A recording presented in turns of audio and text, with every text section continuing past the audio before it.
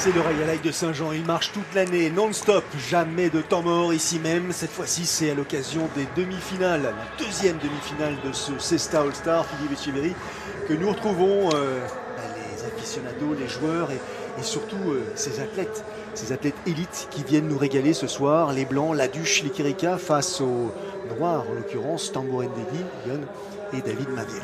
Oui, bonsoir Vincent, bonsoir tout le monde. Effectivement, on retrouve l'élite du sport avec bien sûr des Français. Ça fait plaisir de retrouver des Français un peu en demi-finale ici des All-Stars. Et effectivement, on Laduche les Kirika assez conquérants dans ces matchs de poule. Et bien sûr, Yon Tambour Ndegui et David Nenviel qui sont tombés bien sûr sur RKG. Donc ça a été compliqué sur les parties de poule. Mais quand même du haut niveau encore ce soir. Du haut niveau justement, et on le vérifie, c'est les vacances encore ici à Saint-Jean-de-Luz, et le public est venu en masse pour assister, et notamment les enfants, pour assister à cette partie, proposer un horaire, je dirais, accessible pour les plus jeunes pousses. Et ils ont bien fait de faire le déplacement, on les accueille, ces joueurs, un par un. On commence par Ludovic Laduche, l'avant-blanc. Oui, l'avant-blanc, le joueur de l'équipe de France, qui a fait partie dans l'équipe de France les derniers mondiaux. De grosse qualité, beaucoup de déplacements, mais surtout ce qui m'a plu énormément, c'est qu'il a été quand même constant lors de ses parties de poule. Et on parle de constance, que dire de cet homme qu'on a appris à découvrir ici même, c'était il y a quelques années, 2019, de tête, Unai Lekerika, l'arrière. Il a été très très bon, je dirais, dans sa deuxième partie de poule, avec de l'efficacité, de l'alternance sur la droite et le revers, et vraiment une très bonne cohésion avec son avant. Donc ce soir, attention à cette équipe-là.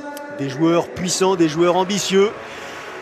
Les voici, Laduche, les Kirika réunis ici à Saint-Jean à l'occasion de cette demi-finale. Ils auront fort à faire, parce qu'en face, il y a effectivement de l'expérience, il y a, je dirais, presque du génie. Et je parle de Yon Tambour Ndegui, ce petit joueur, alors 1m71, certes pas petit, mais une taille qui lui permet d'être malin, d'être surprenant à tous les coups. Et c'est le régional de l'étape, on pourrait dire comme ça, parce qu'il est de Saint-Jean-de-Luz, ce garçon, il joue pour Saint-Jean-de-Luz. Il est vraiment en grande forme, il a été performant tout ce championnat, il est attaquant. On voit qu'en ce moment, il a la qualité de trancher les points et il a été très efficace. Yon Tambour Ndegui, vainqueur de ce Cesta All-Star, la première édition en 2022. Cette année, il est associé à David Maviel, le membre de l'équipe de France, un arrière solide. Tout à fait, on connaît la qualité de ce garçon-là. C'est le besogneux, comme je le répète plusieurs fois. C'est vrai que ce garçon, accouplé avec Yon Tambour Ndegui, c'est la bonne équilibre d'équipe. Et c'est vrai qu'ils ont été conquérants quand même dans ce tournoi. Ils ont été bons. Ils ont perdu une partie en match de poule. Mais cette équipe-là aussi aura envie de démontrer qu'elle est en grande forme. Et voici les joueurs, les arbitres présentés au public. C'est l'heure du tirage au sort pour savoir qui des Blancs ou des Noirs aura l'honneur de la mise en jeu. But. Salut le public. Au bleu. Salut le public. Les bleus sont les noirs, oui, a priori. But au noir. Exactement, donc c'est Yon Tambour Ndegui qui va dans une poignée de secondes lancer cette deuxième demi-finale de ce Cesta All-Star, troisième du nom. Photo officielle, photo souvenir. Une épreuve récente, une épreuve jeune, mais qui déjà fait l'unanimité parmi les joueurs. Elle a été créée parce qu'elle répondait à un manque, elle répondait aussi à une demande, Philippe.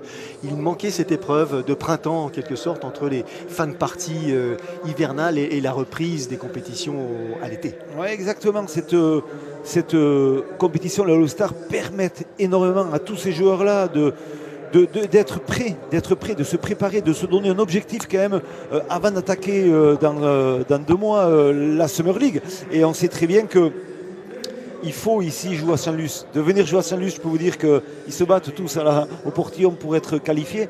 Et c'est vrai que la sélection est toujours un peu compliquée, mais voilà, on sait très bien qu'on propose un tournoi majeur en cette période de l'année, ce qui est très bien pour ici en France. Magnifiques images de ces joueurs au plus près donc de ces caméras qui se préparent encore une fois à entrer dans cette partie. Il va falloir démarrer très vite, J'imagine l'ambition de ces 4 puntistes actuellement sur la cancha. Ils ont pour ambition bien sûr de rejoindre Harit Serkaga et Yon Sabala, d'ores et déjà qualifiés pour disputer la finale la semaine prochaine. Un peu de patience et on connaîtra l'identité donc de leurs adversaires dans une poignée de minutes. Le principe il est simple, il faut gagner 2 manches en 15 points et une manche en 5 points si jamais il y avait égalité lors des 2 premières manches. Exactement. Et le choix de pelote est très important aujourd'hui parce que je pense que la stratégie passera énormément par ce choix de pelote. On sait que Laduche, énorme puissance, ça va très vite, ça va bétonner le jeu. L'Ekerika, joueur de droite, qui peut gêner un peu l'alternance, donc attention.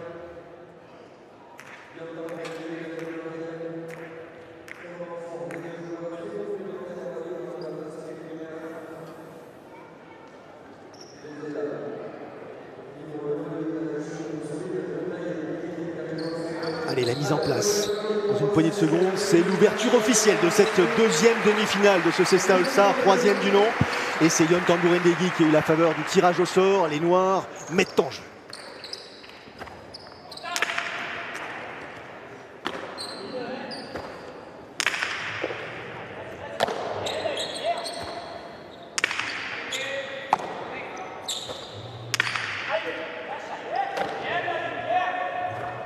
Et les premiers échanges nous montrent que la partie s'annonce dense, physique.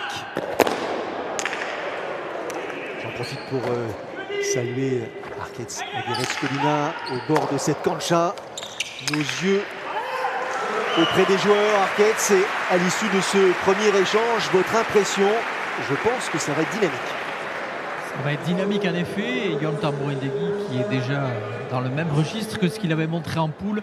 C'était peut-être l'homme en forme avec Ali Tserkiaga de cette phase de poule. Il est dans son jardin, on le sait. Il a déjà remporté le All-Star lors de sa première édition il y a 2 ans. Donc il a tout pour faire une grande partie aujourd'hui. Il semble que Yon Tambourindegui, après avoir vécu une année un petit peu difficile l'an passé, est en train de retrouver ou a déjà retrouvé son meilleur niveau. Oui, exactement. On sait qu'il est passé sur une demi-finale de mondial où il était rentré, il s'est blessé, il a souffert l'hiver, c'est pas évident. Et l'an dernier, il n'était pas excellent. Cependant, on sait très bien que cette année, il est en grande forme, il est conquérant. Et surtout, c'est un meneur d'homme. C'est un meneur d'homme dans une équipe avec David Monviel, ils se connaissent très bien. Attention. Fidèle à son identité, Yon Tambourindegui, pas facile, excusez-moi, mais très très mobile, des déplacements rapides et surtout un œil, une anticipation, la preuve, ce point marqué. Très très belle, effectivement, très les beau deux contre, joueurs. très beau contre là, dans l'attaque de Ludovic Laduche, et c'est vrai que les jambes de feu qu'il a pu avoir et surtout la facilité de pouvoir finir ce point sur une cortada de la droite. Mini break enregistré par les Noirs, 2.0 dans cette première manche. On est loin bien sûr de l'épilogue, mais déjà ça vous donne le ton. Allez, Unai Lekerika, l'arrière. Blanc, il va essayer de résister aux assauts de cette pelote projetée par les joueurs adverses. Le regard, vous avez bien vu le regard en retrait de Yon Tambourindegui pour vérifier la position des joueurs adverses de ses rivaux sur la cancha. Au moment de déclencher son geste. Ouais, bien frappé. Trompé une nouvelle fois, c'est du hétiste blanc et 3-0 pour les Noirs. Ah voilà, le break commence à s'agrandir. On voit très bien le déclenchement de la droite de David Menviel, qui n'est pas non plus un grand relanceur de droite, mais là il a été efficace parce que la pelote est retombée au numéro 7. Et là, elle a fait un bon très haut. Mais on remarque une chose, c'est que cette équipe noire aussi essaye d'acculer énormément les Kérikas sur le mur du fond. Ce qui, stratégiquement, je pense que c'est la bonne chose.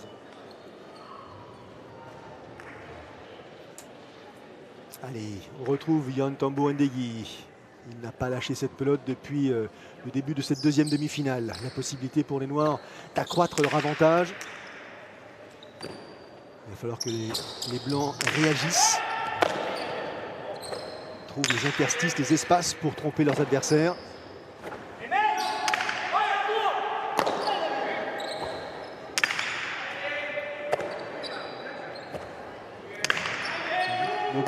Mobile, Ludovic Laduche. Attention, physiquement, ça va être dur. Hein. Il vient chercher les pelotes au 11. Et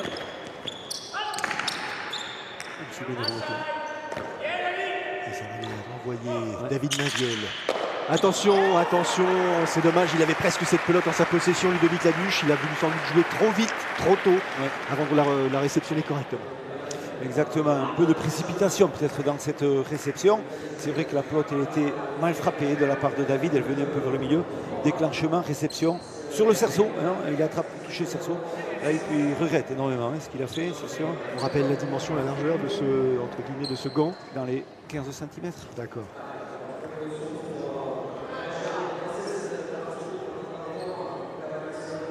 J'imagine que le public est un tout petit peu surpris par la rapidité, la vitesse, l'engagement des joueurs là, depuis les premiers échanges. Ça ne s'attendait sans doute pas à assister à une partie qui démarre de cette manière-là. Il fallait pourtant l'imaginer. Le Cesta All-Star attire l'attention des meilleurs joueurs. Ils ont bien l'intention, eux, de monter sur la plus haute marche. Très très bon début des Noirs ce soir, avec vraiment on sent ces Noirs, ces Blancs qui sont acculés, qui font beaucoup de fautes, ils sont dominés complètement. Voilà. Et Unai Kerika qui essaie de repartir un peu, se remotiver, c'est important. Les Blancs qui avaient eu des débuts très très difficiles lors de la partie précédente contre les frères Sorosabal. En première comme en deuxième manche, ils étaient largement menés avant de revenir à hauteur puis de les dépasser. Donc ils sont assez coutumiers des débuts difficiles, cette équipe des Blancs. Encore une fois, un geste spectaculaire de Yon Tombo Ndegui, bien contré par Ludovic Lanuche, qui inscrit le premier point en faveur des Blancs dans cette première manche de cette deuxième demi-finale. Oui, exactement. On voit contre sur une attaque de Yon Tombo Ndegui et la relance sur une cortada, le jeu schéma classique du blocage d'une attaque adverse. C'est bien fait. Surtout peut-être erreur de la part de Yon. Il joue sur l'extérieur. Il a fait là et on voit qu'il livre la pelote. Et le cortada, le raderie de la droite, puissante. Et la pelote, il n'est pas loin de la rattraper, mais c'est bien frappé quand même de la part de Ludovic Lanuche. Changement de pelote, Arquette. Exactement, avec une petite curiosité, vous avez vu le juge venir à hauteur de Unai Lekerika, parce que malin comme un renard, Unai Lekerika avait mis la pelote des adversaires dans sa poche pour la faire disparaître peut-être. Et du coup, le juge a été vigilant, lui a repris la pelote et Unai Lekerika et Ludovic Lanuche vont sortir une nouvelle pelote pour essayer de revenir à hauteur de cette équipe des Noirs. On va assister justement à cette tentative de retour. Dans un instant, Ludovic Lanuche va récupérer cette pelote au but donc pour essayer de réduire cet écart qui pour l'instant les sépare de leurs adversaires directs. 4 points.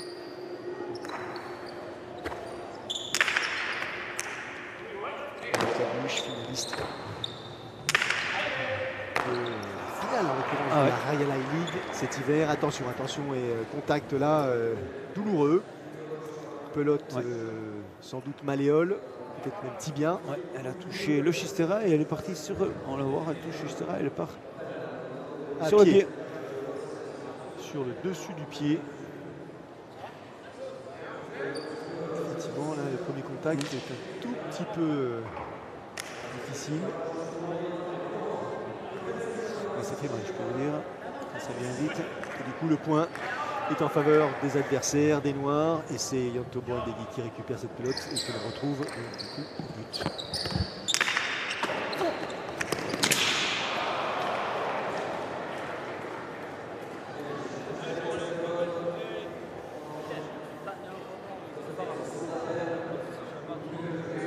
Un nouveau point en faveur des Noirs qui s'échappent dans cette première manche. 7 points désormais pour la paire Tombo Ndegui Mainvielle. Petite avance quand même pour cette équipe noire. Attention à ne pas laisser filer cette première manche, même si on a encore une fois la possibilité derrière de contrer cet avantage. Et ça voudrait dire que ces Blancs ne sont pas du tout rentrés dans la partie, qu'ils ont été asphyxiés, obligés de subir d'un bout à l'autre. Pumpa. Ouais, Pumpa sur la réception. Pumpa. Oui. C'est la pelote qui s'échappe, qui quitte le gant. Voilà, sur le moment de la réception, c'est la pelote qui sort du cerceau, donc elle sort des limites du gant. Et c'est vrai que c'est une faute. Changement de pelote. Le sourire sur le visage de Ludovic Lanuche, ça veut dire que la douleur est passée, dissipée, et qu'on retrouve ses esprits justement pour mettre en jeu.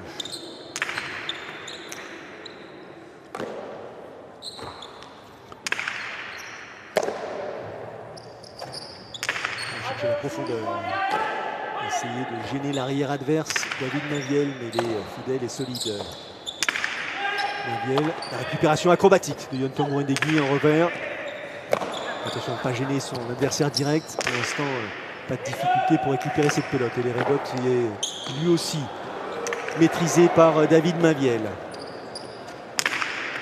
On regarde le placement de l'arrière. C'est bien frappé. Attention, rebond. Bien anticipé de l'arrière, de la part de l'arrière noir. La récupération d'Unaïde Kerika, cette fois-ci en puissance. Il joue sur le côté externe bien frappé de cette cancha. Et là, ce point important, peut-être même crucial pour la suite de cet échange, de cette partie même, entre ses adversaires. La réaction de Ludovic Laduche, qui permet donc à son équipe de recoller un tout petit peu plus au score. On sent que ça a monté de niveau là. D'un seul coup, ça accélère beaucoup plus. Ça déclenche bien.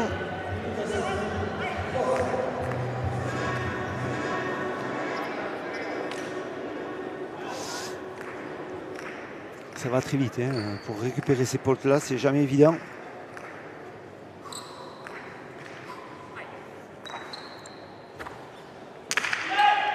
Récupération par Yontan Mouendegui qui a coupé la trajectoire de cette pelote. Récupération à nouveau de la part de l'arrière, l'avant noir qui conclut ce point de mur. Très très bien fait de la part de Yontan Mouendegui. Il déplace le jeu sur le fond, il s'appuie sur une rebote approximative bien sûr de Ludovic Laduche. Et là on déclenche. Attaque du revers par-dessus l'épaule. Un angle parfait de la vitesse, de la trajectoire fuyante. Donc c'est très bien fait de la part de Yontan Mouendegui.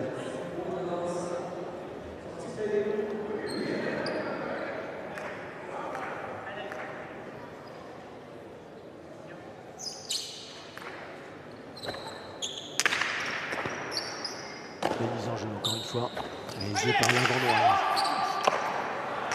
Une réception difficile, une pelote qui échappe à David Mainviel, rebond juste devant le gant. Il avait fait très mal en match de poule aussi avec cette posture de jeu de la droite. Les pelotes elles sont tombantes, elles prennent des effets un peu arrondis, donc c'est dur. Après c'est sûr dans une période, on n'est pas en hiver, on n'est pas en été, donc la température sont de 17 degrés, 16 degrés, donc les pelotes aussi elles réagissent différemment. Mise en jeu un peu longue. Une pelote qui vient rebondir au-delà de la numéro 7. C'est donc la possibilité, c'est donc une demi-faute en quelque sorte, la possibilité pour Ludovic Laduche de mettre à nouveau en jeu. Attention toutefois à ne pas transformer cette demi-faute en faute complète.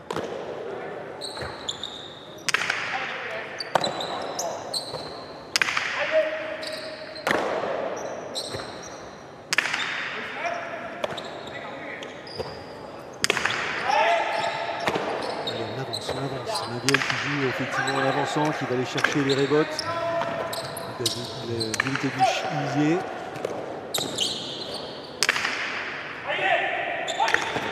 Bien joué, c'est difficile à récupérer. Pourtant, il se contorsionne l'avant-blanc pour conserver cette pelote dans l'aire de jeu. Ouais, c'est bien frappé. Et c'est sur l'échange suivant que Unaïde Kerika est trompé.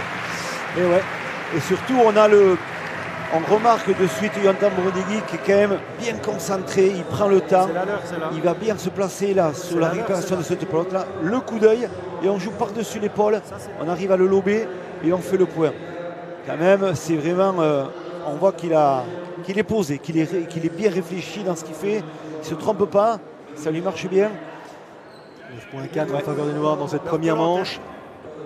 Yontan Mouendegui qui a démarré sur les chapeaux de roue, fidèle à sa manière de jouer, hein, très vif, à l'attaque en permanence. La difficulté va être de maintenir ce rythme, bien sûr, sur l'ensemble de cette partie. Et là, Mainviel qui est trompé une fois à l'aller, une fois au retour. Ça vient très très vite. Ça vient très vite sur ses droites. c'est bien frappé. Hein. Les Kerika, je trouve qu'il est beaucoup plus performant. Hein. Cette année, il est préparé. Il a passé un hiver à Dagna. Il est revenu après jouer la finale de la Winter Series à Guernica. Voilà, il est dans une construction de préparation de saison. Donc, on voit qu'il est très compétitif cette année.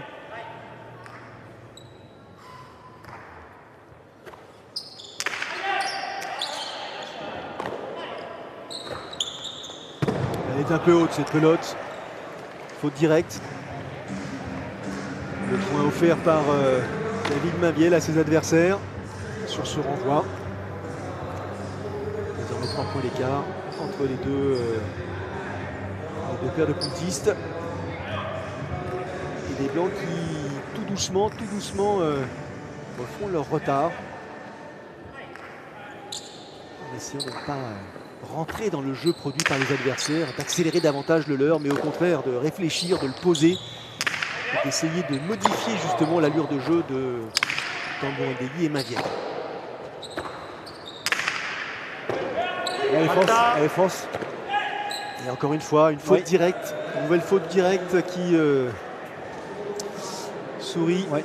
Et surtout la stratégie, on voit la stratégie de cette équipe blanche, elle est un peu identique à ce qu'ils ont fait aussi en match de poule. Arcaïs va se rappeler aussi, c'est-à-dire qu'ils ont été souvent dominés en première partie de match, en étant menés énormément, et ils reviennent et au final ils gagnent. Je crois que c'était un peu ça la physionomie des parties de poule. Exactement, ils étaient largement menés en poule 7-2, puis 9-2 par les frères Sorosabal avant à 2 reprises de faire une remontada et de l'emporter en laissant justement les frères Sorosabal à la 2e place de la poule. Et depuis, ils ont été éliminés par Alice Erkiaga. Donc oui, c'est une équipe qui démarre difficilement les parties, mais qui finit en trombe. Et la belle récupération d'Unai Kerika, elle n'était pas simple à jouer cette pelote dans les chevilles en quelque sorte. Qui se jette au sol. Là, ça frappe. Là, c'est lourd, c'est costaud, c'est puissant. Effectivement, il y a peu de place pour l'inattention. Et oui, et surtout, il y a de la justesse de la part de Yon Tambouren-Degui parce que la récupération de la pelote de la droite de Kerika était compliquée au numéro 8,5. Mais la relance, elle est parfaite puisqu'il a réussi à lui rejouer dans les jambes. On le voit, 8 pardon. Et après, la relance est parfaite. Entre les deux, il a du temps à démarrer. Et voilà, et d'ici 11,5. C'est toujours dans des axes de jeu où il faut faire du déplacement. Alors, ça pèse, hein, au bout d'un moment, ça pèse. Et surtout bien joué de la part de Yon Tambouren-Degui. Allez, les Noirs qui récupèrent le pelote. Guy mène 10 points à 7 dans cette première manche. On respire, on en profite effectivement pour faire descendre un tout petit peu le palpitant. On échange beaucoup là du côté de la paire Tambouren-Degui-Mainviel. David sait qu'il est effectivement soumis au feu croisé des Blancs qui vont largement tenter de l'acculer et donc de le provoquer. Ça a fonctionné à quelques reprises.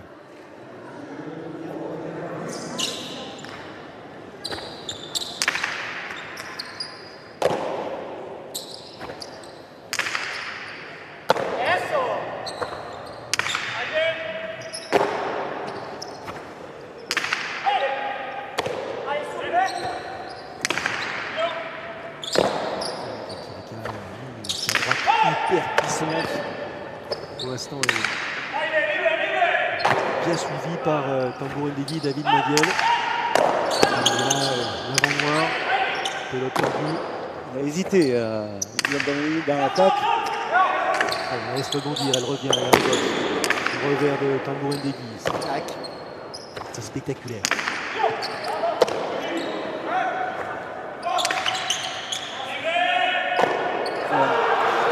On lui enlève les pelotes à Ludovic Aduche. On voit qu'il enlève beaucoup les pelotes, c'est compliqué.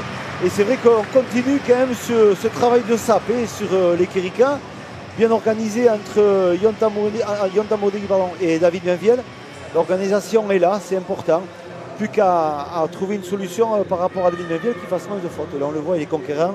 Il vient chercher les pelotes au Guido, droite piquée parfaite. Et là c'est dur, il est sur le cul droit, il faute.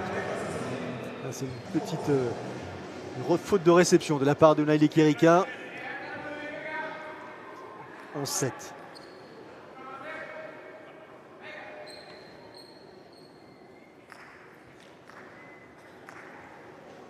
On a un pilote à la marque de Yon et petit tambourin Ndegui. Fabrique, hein. C'est Chistera.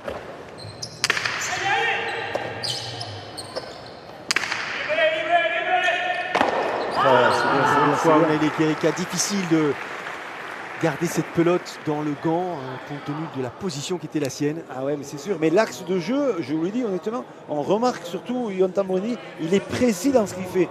Il amène surtout la pelote là-bas, on bloque les Kerika sur le mur de fond, c'est ça qui est très important. On sait très bien que ce garçon-là, plus il va jouer en avançant avec sa droite, plus il va être gênant. Si on arrive à lui mettre les pelotes bloquées au mur du fond, personne n'aime ça, et on voit qu'il faute.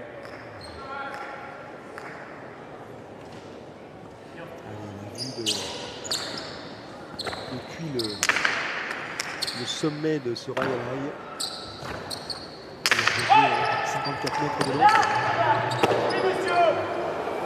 Récupération de David Naviel. Attention à cette conclusion de Cabuche. Non, il est contré par l'arrière noir. C'est bien relancé, bien contré. Oh ouais.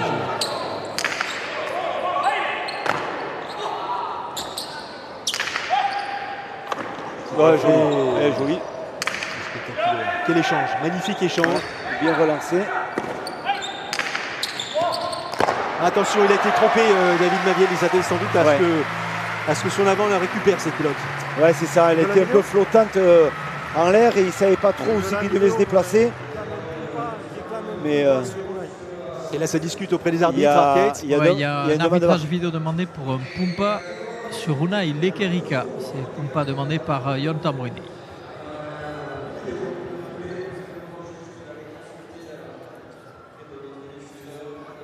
Sur la droite, une réception de Unai Lekerika sur la droite.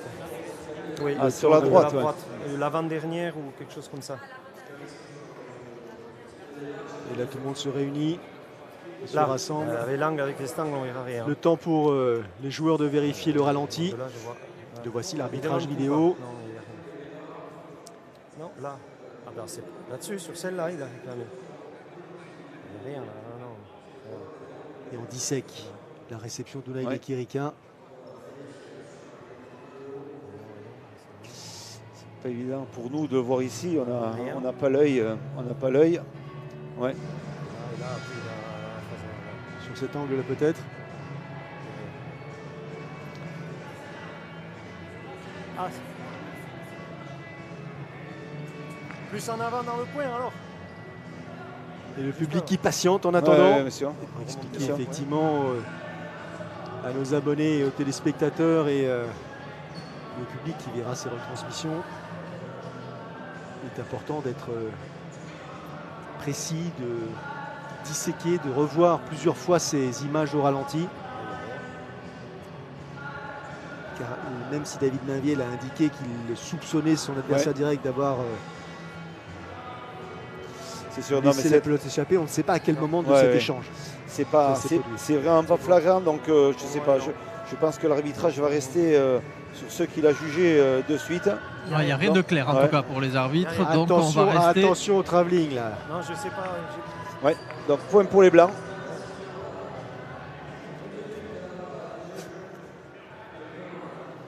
Là, au vu de ce ralenti-là, il n'y a rien du tout. Maintenant. Les Blancs qui ont gain de cause finalement. Les arbitres n'ont pas estimé que l'arrière Unai Lekerika avait laissé échapper cette pelote. Donc point en faveur des Blancs, c'est une certitude. 8-12. Et Ludovic Cabuche au but. Pacha. Attention à cette mise en jeu un tout petit peu longue. Le Pacha. Le deuxième enregistré par les Blancs. Ils ont droit à 5 Pacha au total. Philippe Etcheverry au cours de cette partie.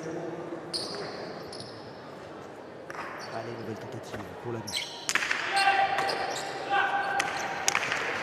Et la conclusion, bien sûr, il ne faut pas laisser des pelotes trop courtes dans le gant de Yon Tambourine Ndegui. Exactement. Il y a de l'efficacité. Il y a de l'efficacité dans le jeu.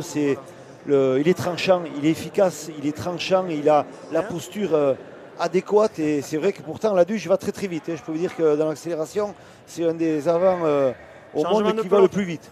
Mais quand c'est bien ajusté comme le fait Yon Tambourine Ndegui, c'est compliqué.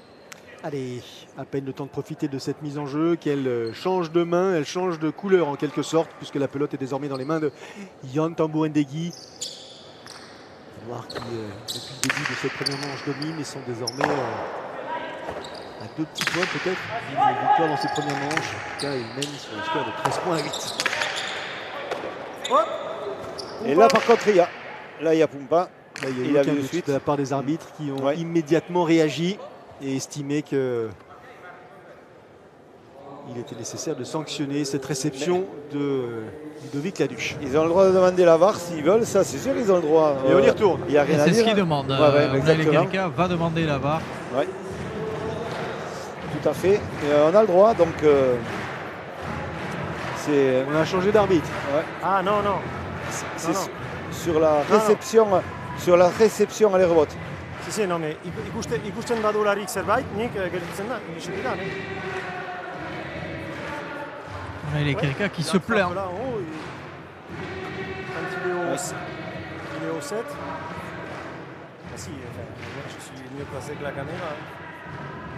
Ça témoigne de l'engagement des joueurs. Oui, On oui, ne oui, lâche pas, oui, parce que là, oui. c'est un tournoi qui est Mais c'est pas important, les vous le quais, disiez hein, en, c'est pas les quais, en c'est- préambule, c'est Philippe ça. Etcheberry. Ouais, C'est sur la réception. ouais. Ça La sera réception vraiment. derrière. Ça va se jouer à pas grand chose.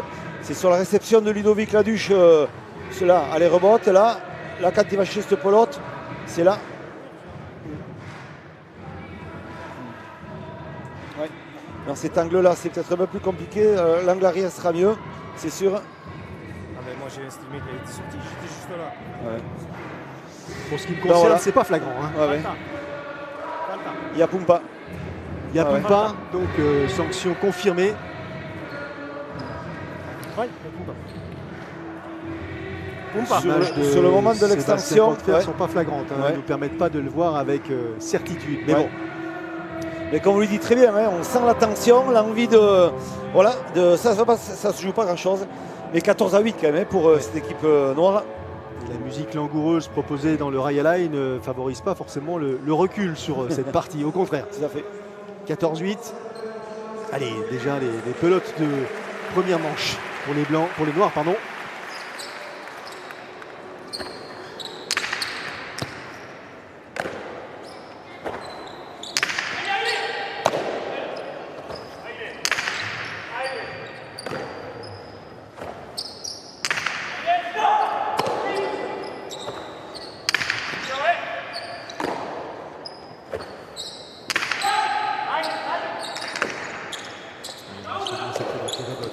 Regarde cette fois-ci par Yon Tambouendegui sans difficulté.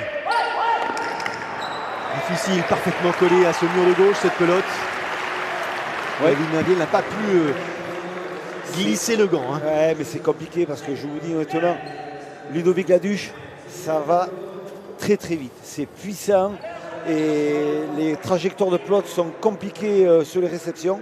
Donc je crois qu'il a même du mérite des fois à rattraper ses potes, ça va vite. Récupération aussi la très rapide de la part de Yon Tambouendegui qui cette fois-ci a décidé de ne pas jouer devant comme s'attendait à le voir Laduche, mais plutôt la profondeur.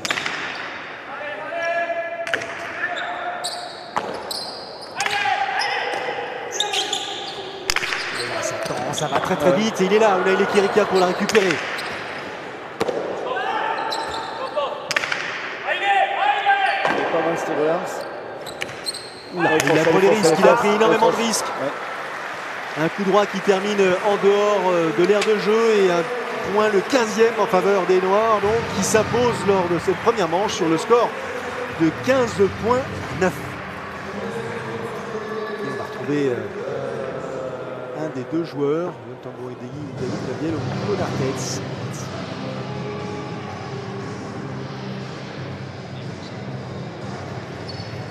Yann, bonsoir. On vous a senti mettre d'emblée beaucoup de pression sur Unai Lekerika, l'acculé au fond et serait de pelote Ludovic Laduche. C'était la stratégie?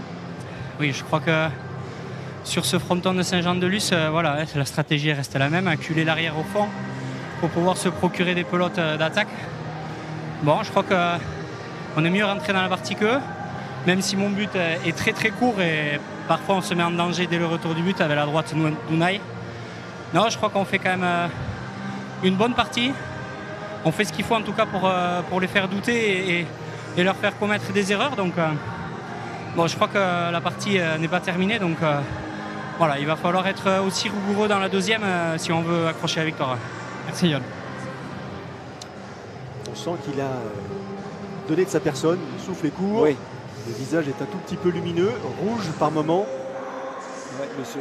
Mais surtout, on voit déjà qu'il se projette sur la prochaine manche. Donc, l'âme du compétiteur, l'envie de réussir, il sait très bien qu'il ne faut pas se tromper. Il connaît effectivement la puissance de son adversaire direct, Ludovic Laduche, comme vous le décriviez tout à l'heure, Philippe. Donc il faut qu'il joue vite, vite, vite. Oui, exactement. Yontan Monegui, on le voit dans cette première manche. C'est important avec 0 faute de direct de gants. Donc ça veut dire que c'est efficace. 5 points gagnants. C'est quand même une bonne stat pour un avant de ce niveau-là. Et en plus, il a couplé avec David Meviel qui a beaucoup plus fauté. Il a fait 6 fautes. Donc il a compensé Yontan Monegui les erreurs de David Meviel. Et en face, quand même, on a écrit 5 fautes et 3 fautes de Laduche. Donc ça prouve qu'ils ont été sur le couloir, ils ont subi un système de jeu.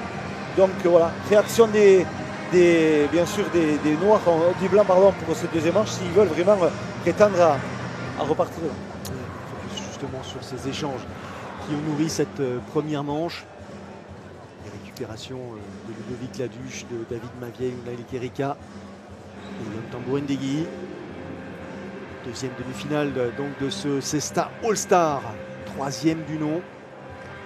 Un Cesta All-Star qui propose en plus de ses parties professionnelles de très haut niveau des parties féminines. C'est le seul d'ailleurs tournoi qui propose des parties féminines et c'est tant mieux parce que c'est aussi effectivement très spectaculaire à suivre. Exactement, les All-Stars c'est ça, c'est un laboratoire, j'ai toujours dit, et Arsenalus aussi le fait énormément bien pour ça. Des filles sur la cancha en France, c'est vrai que ça vaut le déplacement pour beaucoup de gens. Venez voir des filles et c'est du haut niveau et c'est des belles parties. Et en plus de ces échanges masculins, féminins, il y a des concours bien sûr. En ce qui concerne la précision, la puissance, on va chercher à exploiter bien sûr la vitesse de déplacement de cette pelote, la vista de ces puntistes. On va travailler sur effectivement des gestes qui séduisent le public parce que bien sûr dans All Star il y a forcément la notion d'excellence et ces joueurs savent manier ce gant de manière exceptionnelle. Allez, on va attaquer la deuxième manche dans une poignée de secondes et on retrouve Ludovic Laduche cette fois-ci au but. Et peut-être bien sûr tenter d'inverser la tendance.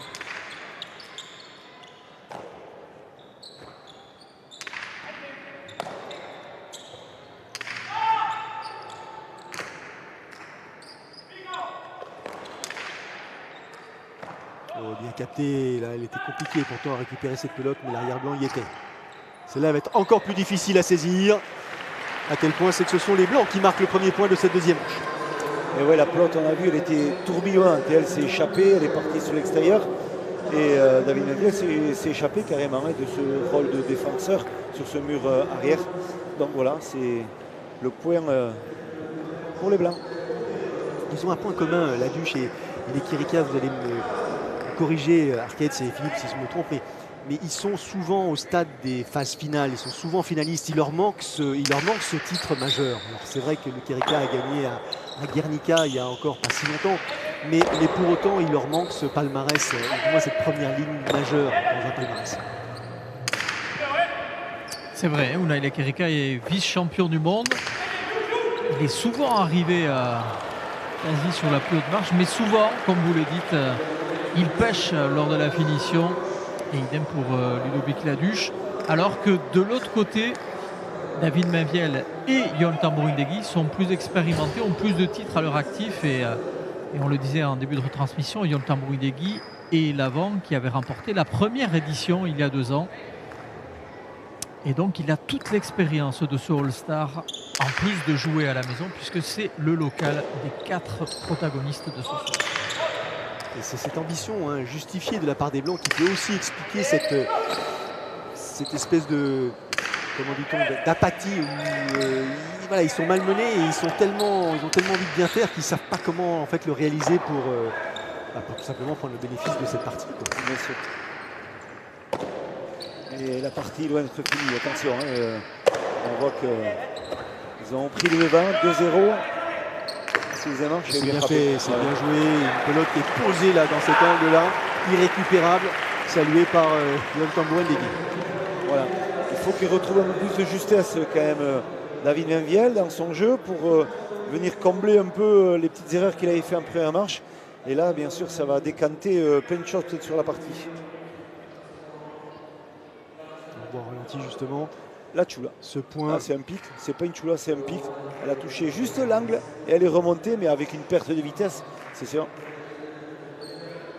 Premier point donc, marqué dans cette deuxième manche par le duo Tambouren Degui Mainviel. Et du coup, Yon Tambouren Degui va récupérer cette pelote. Et on change de pelote.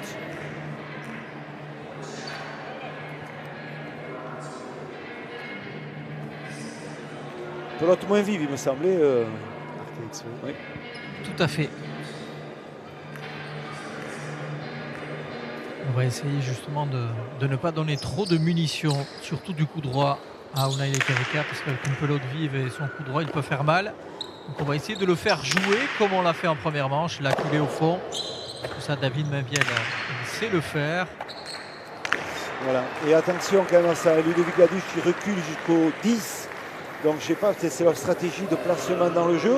C'est vrai qu'on sait qu'il est très mobile, mais c'est souvent compliqué à venir se déplacer autant dans une partie.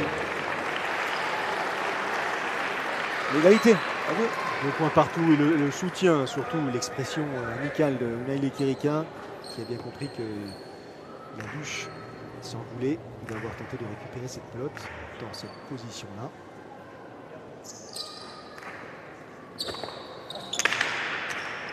Belle mise en jeu.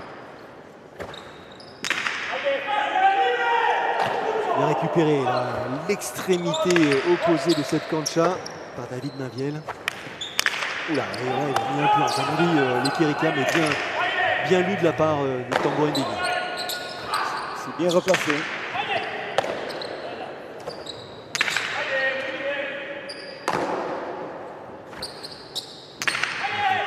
Se parlait de la droite d'Unai Lekerika. Il est en train de nous montrer une succession de droites là qui sont d'une puissance incroyable.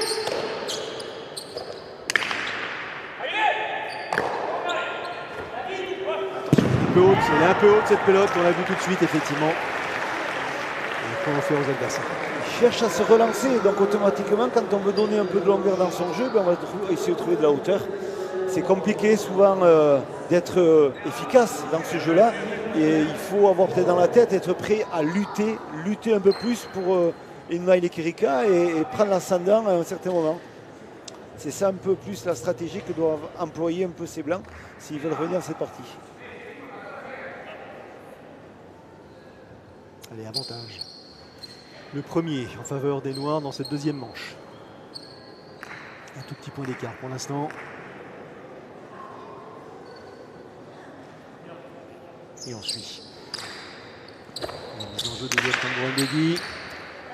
Kapacha pour l'instant au compteur des Noirs. Une récupération encore une fois en douceur, en précision.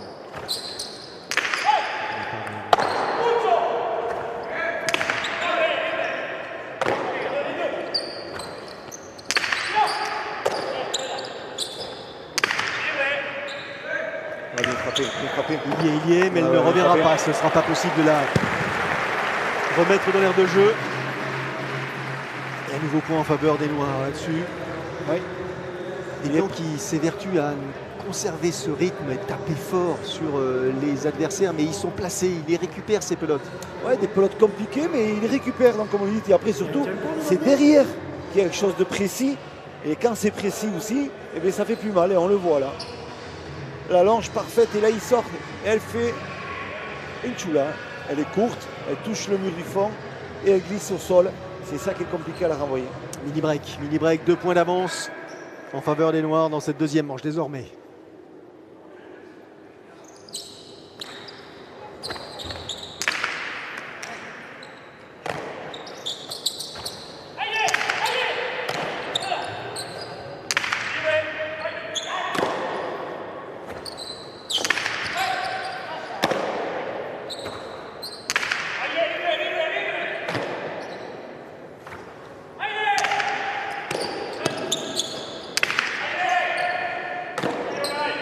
insiste sur la droite. Attention, ça joue là, oui.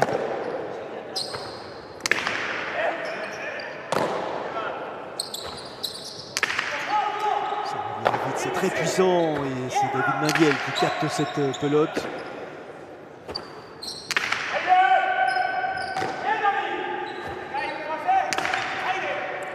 Elle est frappée.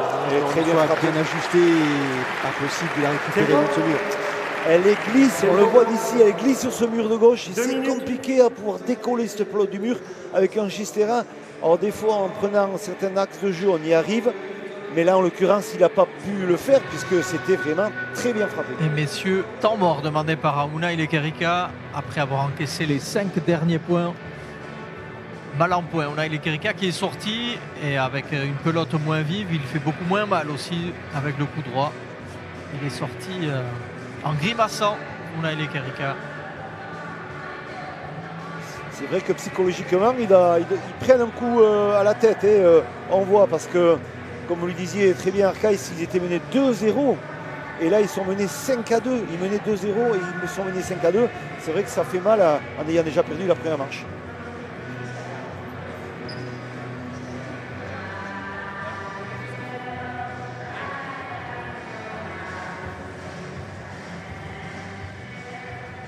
On insiste justement sur cet arrière blanc Unai Lekerika.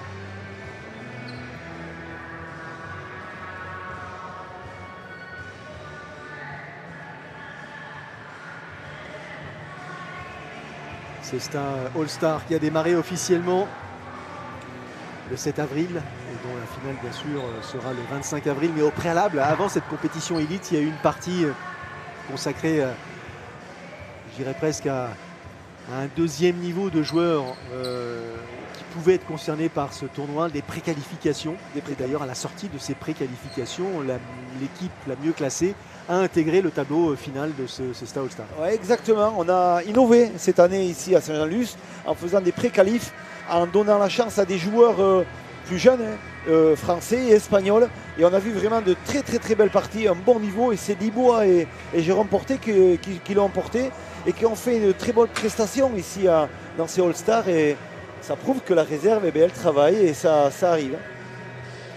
Nous sommes donc dans la phase finale de ce tournoi Cesta All-Star, deuxième demi-finale. Les premiers à avoir gagné le droit de se projeter en finale, ce sont bien sûr les joueurs espagnols Aritz Serquiaga et Yon Sabala. Ils attendent de connaître bien sûr l'identité de leurs adversaires à l'heure qu'il est, et compte tenu de ce qui se passe sur la cancha, plutôt avis favorable à Yon Tambouendegui et David Mainviel, mais ce n'est pas terminé. Pourtant, après avoir été un tout petit peu malmenés au début de cette deuxième manche, les Noirs ont réussi à inverser la tendance et reprendre les commandes de cette partie.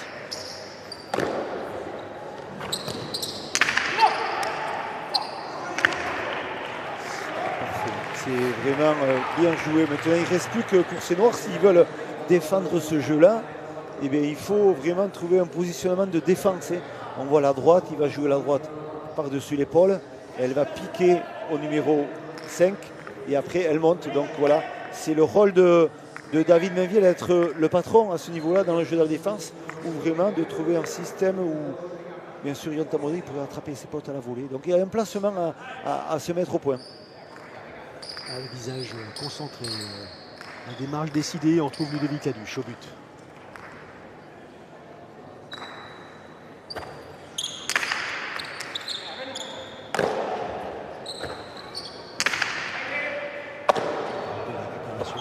Spectaculaire aussi.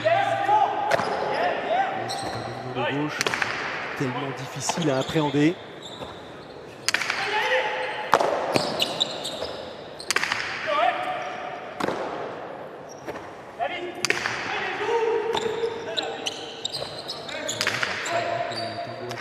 Il va essayer de tromper l'arrière blanc, mais non, il est placé. Lekerika. C'est tendu et c'est le point ski par Yon Tambouendegui. Parfaitement dominé cet échange. Et quelle conclusion? Ouais, il prend des risques, mais c'est des risques bien positionnés. Il fallait tenter ces choses-là. On voyait depuis le départ, voilà, déclenchement du revers par côté, l'impact parfait. Et surtout, on voit Lekerika qui défend des loin et bien sûr la défense de l'avant, la Duche, c'est sur l'extérieur. Donc voilà, c'est très bien fait, c'est très bien posé.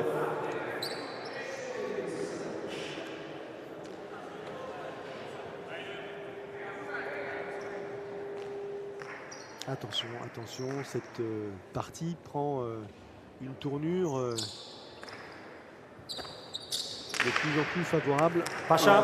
Mais Pacha, le premier, en ce qui concerne Tambouendegui, la Duche. Naviel, pardon. Exactement. Pelote qui rebondit bien au-delà de la numéro 7.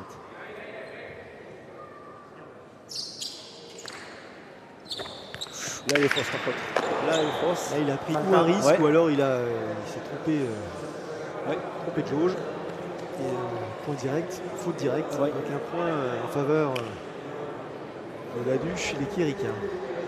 Petite erreur de jugement, peut-être aussi, comme il le montre un peu de fatigue aussi. Oui, mais ça, bien sûr, ça va arriver à un moment donné aussi, parce qu'il il joue beaucoup, oui, quand même, Yon, dans cette partie. Mais il faut surtout, voilà, il a voulu peut-être enlever un peu trop la pelote à Ludovic Gaduche. Il sentait aussi qu'il pouvait y avoir un contre derrière, et il a fini par se tromper.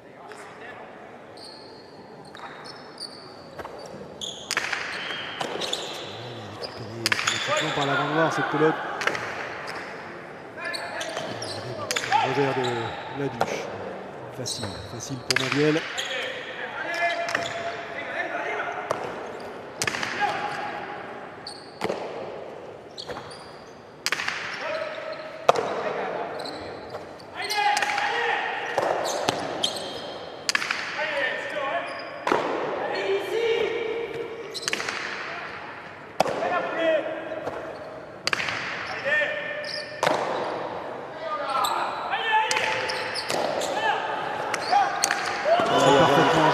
C'est parfaitement lu, c'est anticipé, je dirais presque les deux côtés, puisque Ludovic Laduche l'a vu venir. Il a vu le cadeau qu'il avait fait à son adversaire. Là, c'était préparé, mais surtout quand même la lucidité. On voit à la droite les Kirika, il voit, et là, déclenchement à partir du 6. Et là, ce qu'il fait très très bien, depuis le départ, il sent très bien. Depuis le départ, il a senti que le geste il était parfait. Et on voit la rage de ce garçon. Et il a envie, et même s'il est peut-être un peu fatigué, à 7-4, c'est important, c'est des points importants toujours, et on prend l'ascendant sur son adversaire. Allez, c'est un petit quarantenaire, il a 37 ans, Yon Tambouendegui, il a encore quelques belles années de jeu à très haut niveau à nous proposer, ça c'est une évidence.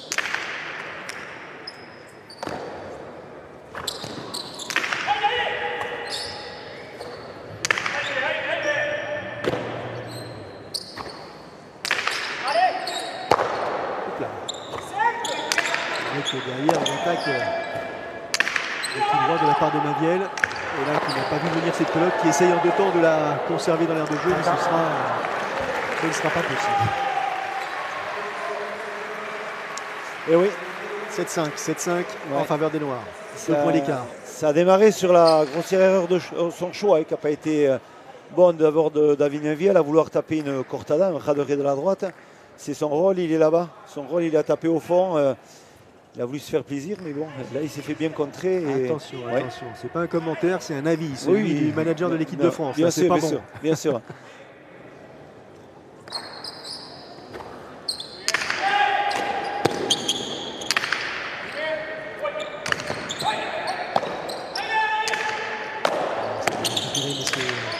Il va chercher les trompés, chercher la profondeur.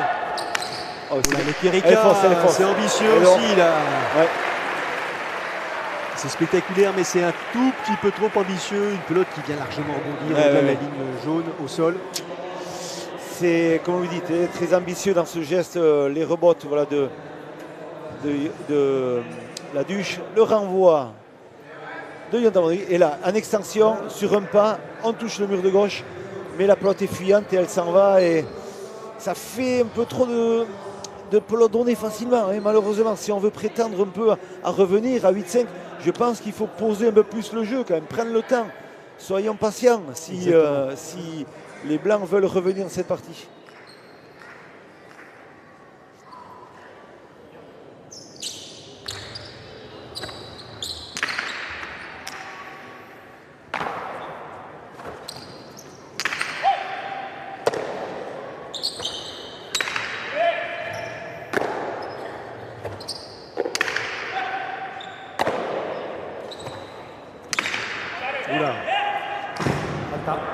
effectivement heurté le mur. Ouais. Et donc la course a été déviée vers l'extérieur de l'aire de jeu. Exactement.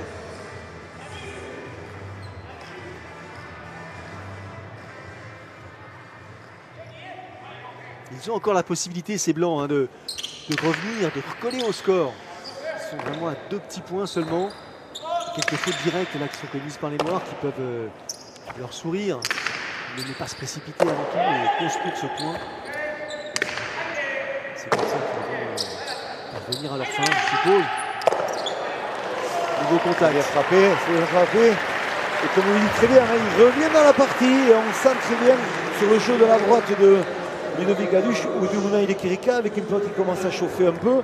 Attention, ça peut être dangereux pour les adversaires. Est-ce qu'un David Mainviel, Arquette, vous semble un peu émoussé ou pas là? On a le sentiment que c'est peut-être moins facile pour lui. Bon, David Mainviel, c'est un marathonien, hein, donc il est plus patient, c'est ce que disait Philippe tout à l'heure. Les Noirs ont beaucoup plus de patience que les Blancs, parce que tantôt Ludovic Gaduche comme Unai Lequerica aiment bien terminer les points un peu plus rapidement. Mais là, depuis qu'ils ont la pelote vive, ils font beaucoup plus mal, parce que du coup, Unai Lequerica peut faire la différence dans ce secteur. Attention, puisque Unai Lequerica a fort à faire, parce que David Mainviel a l'habitude des parties longues et il est besoin.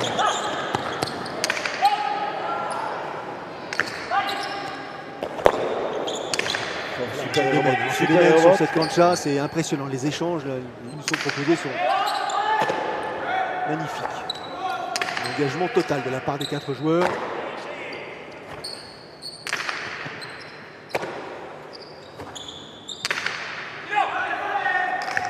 La récupération, le revers, le vote de Gaduche, immédiatement saisi par Yontan Boindegui.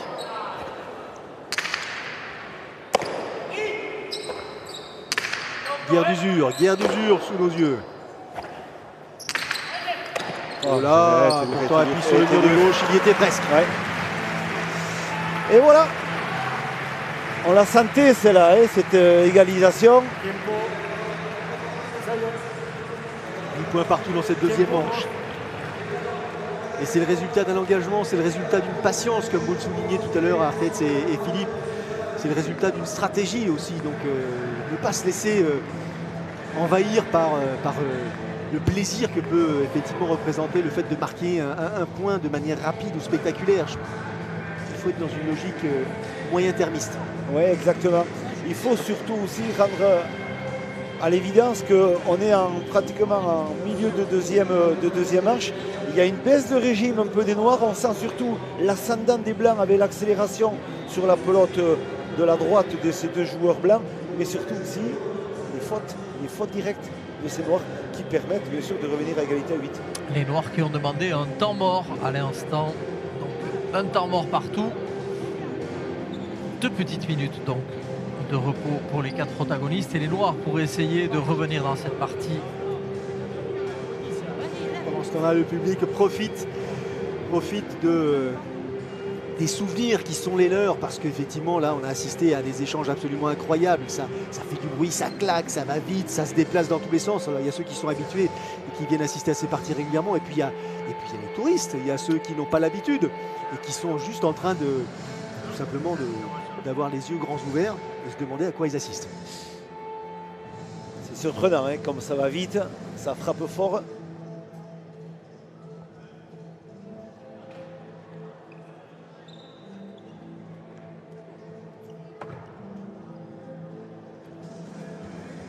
Allez, tout le monde retrouve sa place sur cette cancha pour la reprise de cette deuxième manche, après le tempo demandé par l'Imper Tambourindegui Mainviel, un tempo qui leur permet de souffler certes aussi, mais qui leur permet surtout de casser en l'occurrence la spirale favorable que les Blancs leur imposaient en quelque sorte et qu'ils étaient en train de subir. Tout à fait, Vincent. Est-ce qu'on aura à la mi-temps de cette deuxième mi-temps, est-ce qu'on aura un début qui va être plus intéressant pour les Blancs ou la continuation de la domination?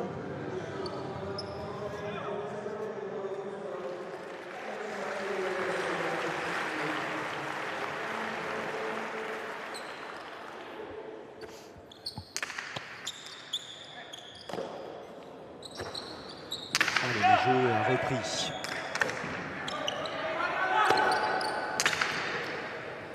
Allez, en avançant, David Mainvienne continue à solliciter ses adversaires directs.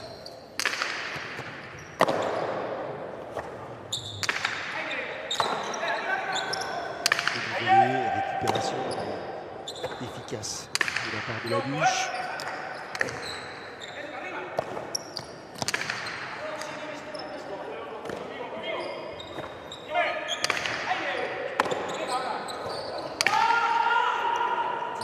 Elle est un peu longue cette pelote récupérée par Tambouren-Negui tranquillement.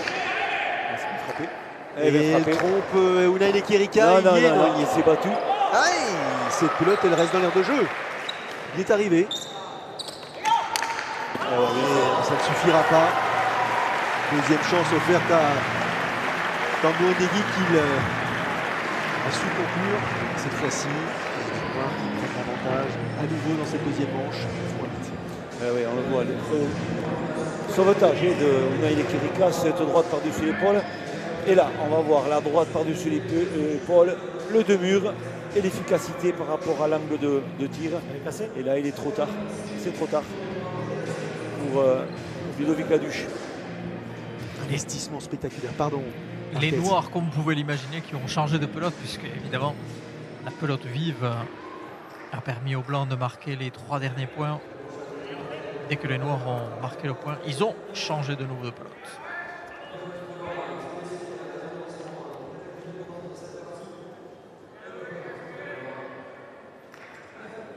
« 9-8, 9-8. On va bientôt rentrer dans le money time là, pour ce qui concerne les Noirs. Récupération. Récupération anticipée par Laduche.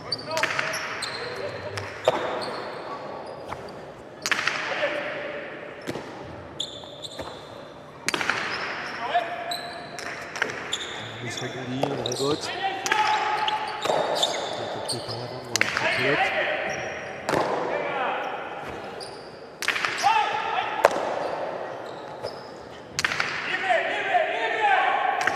C'est bien fait, c'est très bien joué de la part de Yon Tambouren-Negui.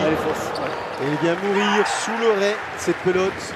Point supplémentaire en faveur des Noirs. 2 points d'avance désormais pour Tambouren-Negui Mainvienne dans cette deuxième manche. Ouais. Et surtout, on a entendu le commandement de Laduche pour le jeu de la défense. Vraiment, là on voit la pelote qui est vraiment trop courte. Le commandement de la réception pour Unai Lekerika, il n'a pas écouté, il n'a pas voulu. Donc les rebonds très courts, très difficiles à renvoyer. Et là, ça a permis de faire un point de plus pour les Noirs. Et attention au 10e point pour eux.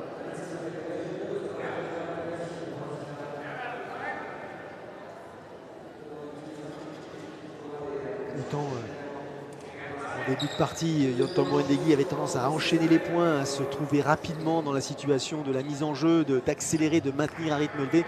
Autant là, il joue l'effet inverse. Il est juste en train de faire cogiter ses adversaires. Et au contraire, c'est effectivement cette manière-là qu'il conserve sous pression.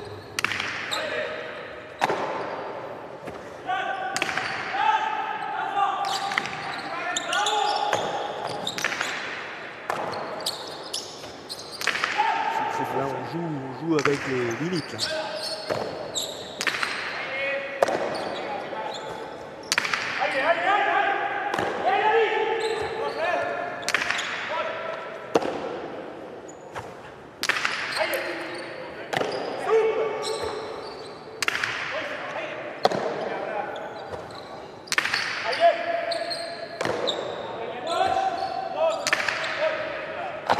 C'est bien récupéré aussi. Hein. On appuie sur le de gauche. On a les Lekerika qui attaque le côté extérieur de la planche.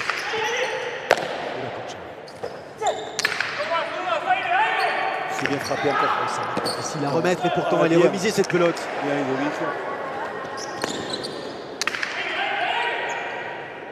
Oh, le rebond trouvé par Yon Tambouren-Negui, absolument phénoménal. Quelle précision dans ce coup. On a vu, il a temporisé, il a levé l'œil, il a compris en jouant par-dessous, sans donner de vitesse, mais surtout donner de la précision. Un coup à la Erkiaga, c'est exactement ça. c'est précis, c'est efficace et il n'y a rien à dire. On le voit, on prend le temps, on pose doucement le revers et la pelote elle va faire même un tchic-tchac, tac, au bout du fond, donc c'est impossible de rattraper. Irrécupérable, cette pelote est désormais 11,8 pour les Noirs dans cette deuxième manche. Et qui s'était imposé sur le score de 15,9 dans la première. Il faut encore y croire. Les Blancs peuvent réagir, peuvent contrer ces Noirs dans cette deuxième manche.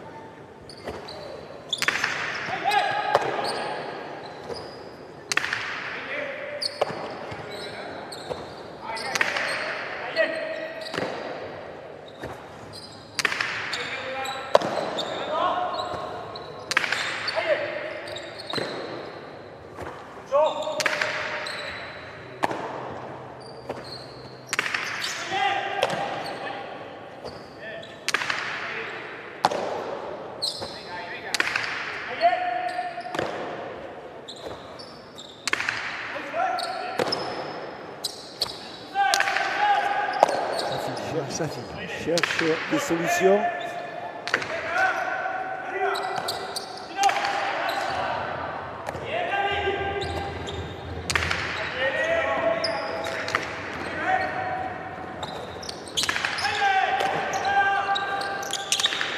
Didier Lekereka, il a vu effectivement l'angle. Il avait bien anticipé. Oui. Elle est bien faite, c'est amorti, efficace. Tambourinegui était beaucoup trop loin. Il avait récupéré cette pelote avec difficulté. Il avait réussi malgré tout à la maintenir dans cette aire de jeu, mais Laduche surveillait ça du coin de l'œil. Alors on voit les rebots couchés de Yon Tambourinegui, mais il avait anticipé, comme vous dites très bien. Et là, le lâcher, posé, sans prendre trop de risques. On savait qu'il était très loin. Il était déjà au sol. C'est pas un geste facile à réaliser avec un gant quand même. Ça, c'est sûr et certain. Et puis des fois, on veut prendre un peu trop de risques, de jouer à la perfection un geste en lâché. Mais là, ça ne sert à rien puisque son avant direct était déjà au sol au numéro 8. Donc voilà, il suffisait juste de prendre le temps et de positionner, ce qu'a fait très bien Ludovic Laduche. Alors bien, les Noirs là, profitent de la présence des arbitres qui effectivement passent un coup de balai sur les zones qui ont été en contact avec la peau des joueurs, parce que quand les joueurs se couchent au sol pour réboter, effectivement la sueur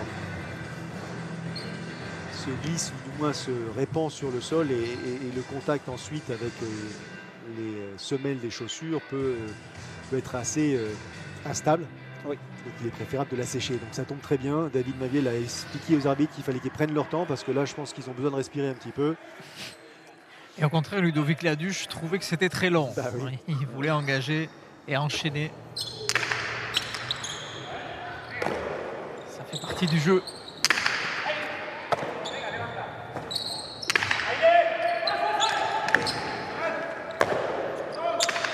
Attention cette récupération. On préfère laisser passer cette pelote. C'est les Québécois qui se chargent de la renvoyer.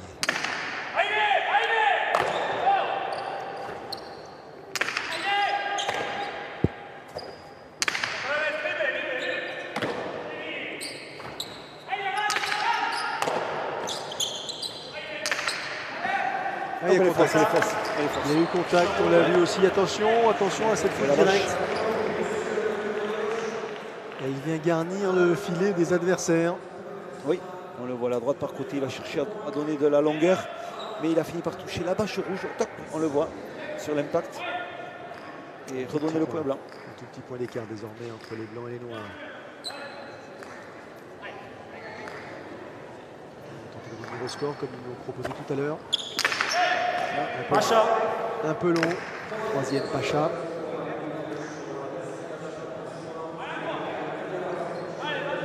Allez, nouvelle mise en jeu. Il faut absolument éviter Yon Tambourinegui, Ludovic Laduche. C'est pour ça qu'effectivement il est un tout petit peu long.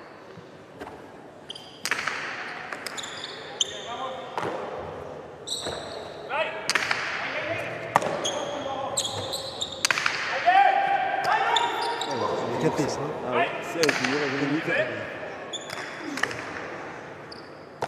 oui, c'est Pacha.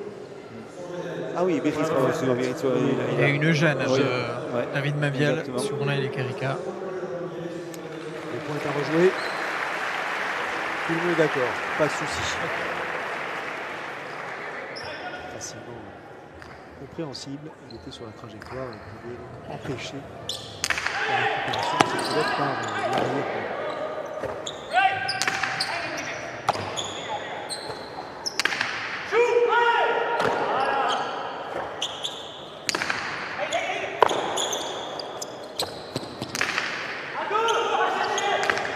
Ça, c'est récupéré.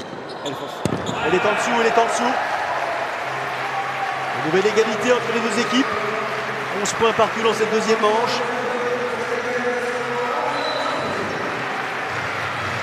Et il fallait revenir, et ils l'ont fait, ils ont été menés de 3 points. Ils ont pris le temps, ils ont forcé un peu la mise sur le jeu en essayant de jouer très long, on le voit sur les droites très long, et mettre à mal sur les rebots la Yonta Mondegui, c'est compliqué. Faire le point.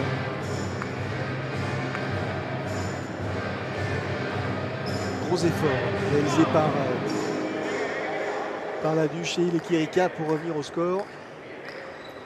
Mais ils en sont capables. Ils peuvent tout à fait prendre l'avantage. Condition qu'ils maintiennent cette manière de jouer.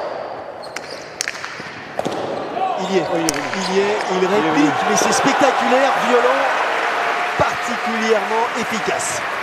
Là vraiment, je peux vous dire qu'il a été vite. Il a été très vite parce que c'était pas gagné de la rattraper cette pelote, mais il a pu l'attraper à bout de Chistera et ensuite voilà.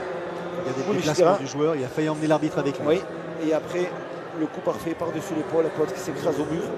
C'est bien fait, salué par Yonta Mondegui. L'arbitre, il a vu la Duche arriver à grande vitesse, 90 kg. Il s'est dit oupla, mauvais temps.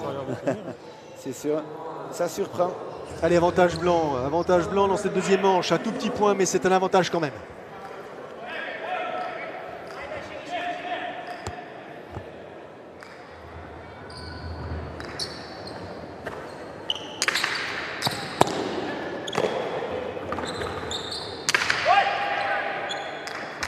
Gardez cette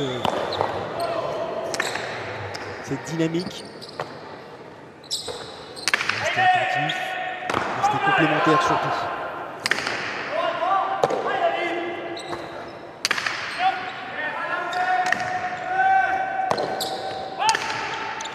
La récupération, Elle était très dure ça. elle est difficile à jouer celle-là, mais il y est la Duche. Attention à cette pelote.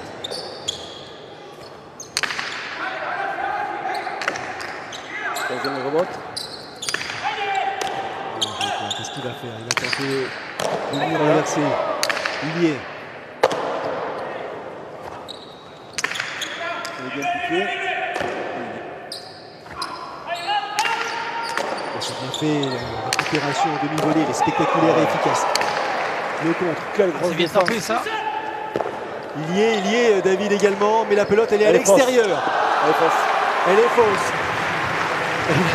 Il a besoin de quelques secondes, David Laduche, pour récupérer, comme les autres d'ailleurs.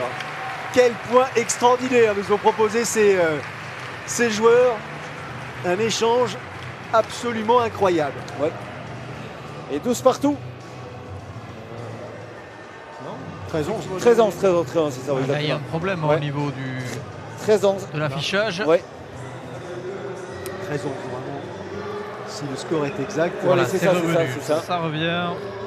13-11. 13-11. Ça peut arriver. Allez, on reprend ses esprits. Là, ils ont montré de quoi ils étaient capables. Il n'y avait pas de doute. Simplement, ils n'avaient pas réussi à l'exprimer depuis le début de cette demi-finale, les Blancs. On parlait de leur puissance, on parlait de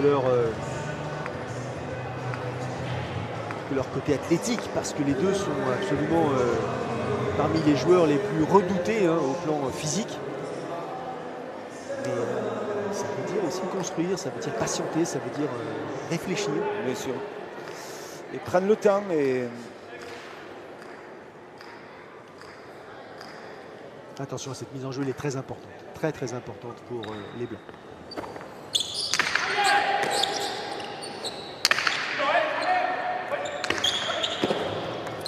Elle revient à la volée. Mais qu'est-ce qu'il va faire? Tombouindegui, il joue le deux-murs, mais cette fois-ci de façon douce. Et il trompe son adversaire direct. Le Noir qui trouve les moyens d'arrêter Oui. l'avantage blanc et de reprendre le contrôle de cette pelote. Encore de la lucidité de la part de Yonta Modric, il fait un chapeauté à la volée et après un déclenchement. Elle est Deux cassée buts. là. On prend bien le temps. Les deux sont On fait cassés. semblant de jouer sur l'intérieur, mais on finit par se servir du mur de gauche pour donner un axe fuyant. Donc c'est très bien fait. Ludo, les deux pelotes sont cassées, Ludo. Ah là, les pelotes, elles ont effectivement souffert depuis le début de cette partie. Heureusement, il y en a suffisamment à disposition des joueurs.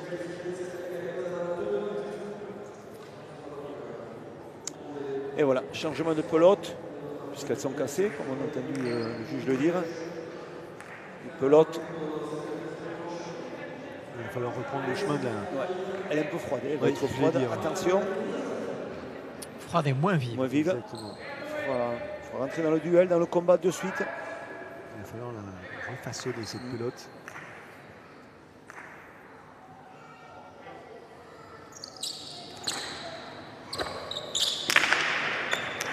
Parfaite la mise en œuvre de Tombouindegui.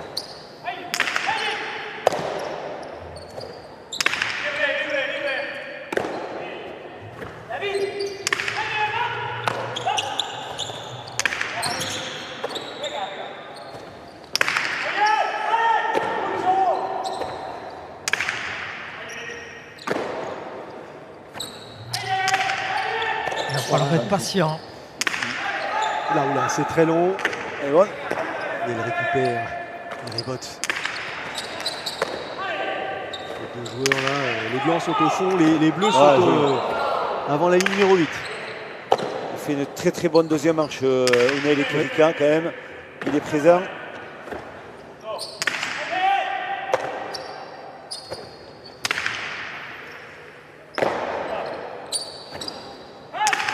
En train de risques inutiles, continue à construire. On n'a pas estimé les arbitres qu'il y avait eu quelconque faute de la part de David Maguel sur cette réception.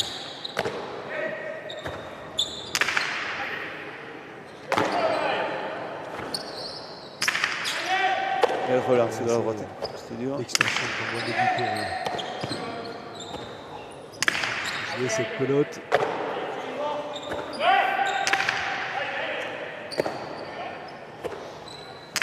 C'est presque.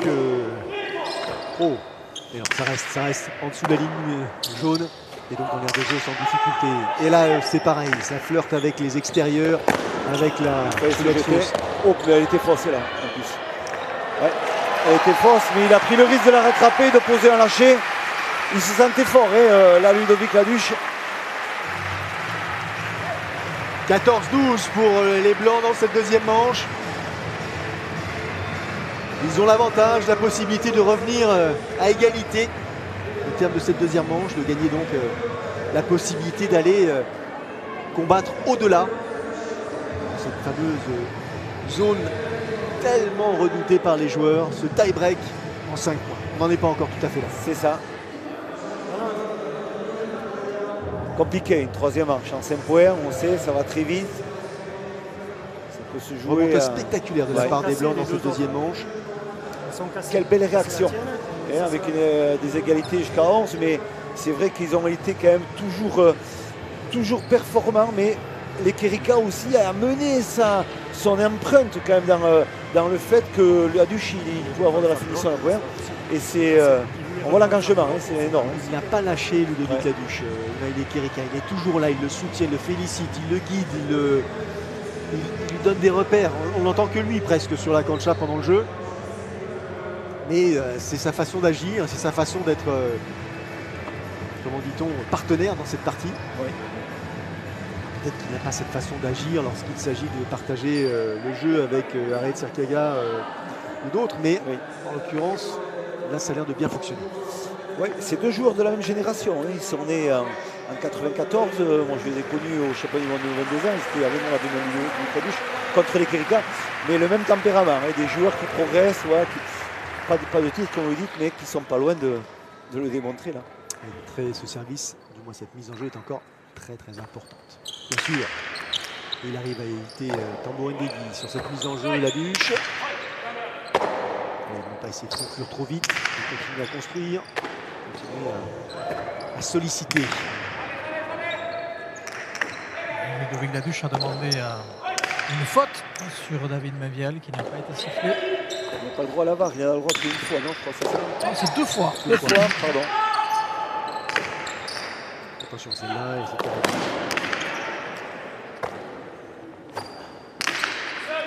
Bon, il est bien cherché, tapé bien celle-là. joué, c'est bien vu. C'est parfaitement joué de la part de Noéné Kerika qui offre le dernier point à son équipe dans cette deuxième manche, ce qui permet effectivement de s'imposer. Les Blancs qui remportent donc cette deuxième manche sur le score de 15 points à 12. Les deux équipes sont à égalité. On va attaquer le fameux tie-break, la dernière manche en 5 points. Spécialiste de la remontada avec Ludovic Laduche, on l'avait vu en poule. Maintenant en demi-finale, vous revenez de très loin. Ouais, la remontada, bon, les 2 premières parties qu'on a fait en poule, on avait du mal les deux à se mettre dans le bain. Là, bon, c'est complètement ma faute. Premièrement, je suis inexistant, je fais des fautes élémentaires, quoi. Et puis même au milieu de deuxième manche, je suis pas là, quoi. C'est pour ça que je remercie Unai parce que il me lâche pas, quoi. Il m'a encouragé, on a pris un tempo, on a discuté, et c'est là qu'on voit que c'est vraiment un travail d'équipe, quoi. Donc petit à petit, je me suis remis un peu dans le bain parce que tout seul, le pauvre, gagner une partie comme celle-là, c'est impossible. Donc voilà, je me suis remis un peu plus dedans, ça va un peu mieux. Donc voilà, maintenant, troisième manche, il va falloir continuer comme ça, quoi. Il reste le tie-break avec 2 pelotes cassées, donc c'est compliqué aussi. Ouais, voilà, on s'est mis un peu mieux dans le jeu aussi avec une pelote vive qui était chaude aussi. C'est comme ça qu'on a fait mal. Bon, là, les deux elles sont cassées, on repart avec une neuve, ce qui n'est pas trop notre avantage. Mais bon, c'est en 5, donc voilà, il va falloir serrer. Et je pense que si on continue comme ça, on peut gagner. Merci Ludo. Il a retrouvé, hein. Il a retrouvé ses esprits, il a retrouvé Oui. il a retrouvé tout simplement ce qui lui manquait depuis le début. Il l'a dit, il est honnête, hein. Il était passé à côté de la première manche et les Kerika l'a porté à bout de bras tout au long de la deuxième manche. Exactement, et surtout ce qu'on se rend compte, c'est que ces Blancs ont été efficaces quand même dans le jeu. Allez, tirage au sort pour savoir qui des Blancs ou des Noirs aura l'honneur de la mise en jeu. Attends. Non, je pense pas, Je mais pense que c'est les rouges. maintenant on est sûr. Donc les rouges, a priori, c'est les Blancs. Exactement. Bon, ben voilà, une fois qu'on a compris la traduction, Non, les rouges, c'est les. Ah non, les rouges, c'est les blancs. Parce rouges, qu'ils ont la ceinture rouge. C'est Vous ça. pouvez le voir. on Unai aperçoit. Kerika, il a une ceinture rouge. Exactement. Donc en fait, il joue en rouge. Ah bon, donc je me suis trompé dans le choix du groupe. Donc avantage ouais. important, Philippe, Ouais, bien sûr. pour le tie-break. Hein, Ah oui, la donc mise en jeu, ça c'est sûr. Ça c'est sûr. 5 petits points. 5 petits points. Ça peut être effectivement extrêmement rapide. Mais bon. vu Comment vont réagir ces joueurs? C'est vrai que. Alors les deux noirs là sont en train de discuter, cogitent. Les blancs sont chacun de leur côté, concentrés. Qu'est-ce qu'il faut prendre comme option? Quelle est l'option la plus efficace? Déjà, le choix de la pelote est important. C'est jouer à la pelote vive, c'est ça que. C'est la pelote Non, elle est vive. du coup, c'est les noirs qui ont l'avantage. Ouais, c'est les noirs qui ont l'avantage, c'est ça que je dis. Ah bon. Les noirs, On va c'est se les noirs qui tromper. sont en rouge. Une excuse. Allez, en bon début, donc avantage. Mise en jeu dans ce tie-break en 5 points.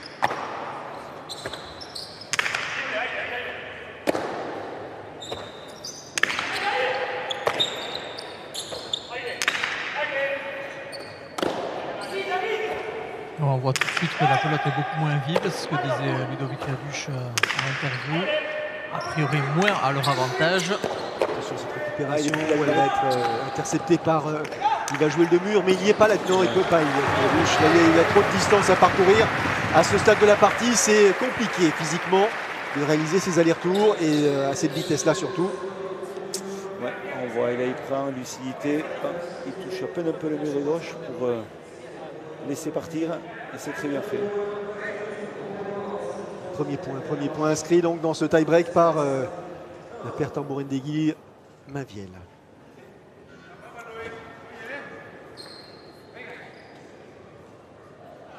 On est en entrer dans une phase de résistance pour ce qui concerne les joueurs. Nombreux échanges pendant les 2 premières manches. Donc là, il va falloir aller piocher un tout petit peu. Parce qu'il reste encore énergie.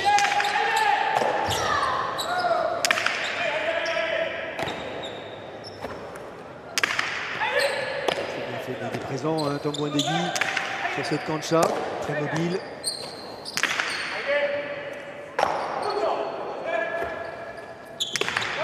Attention à ce rebond, il est parfaitement capté. Ah, il ne passera pas. Il ne passera pas à égalité, un point partout dans cette 3e manche.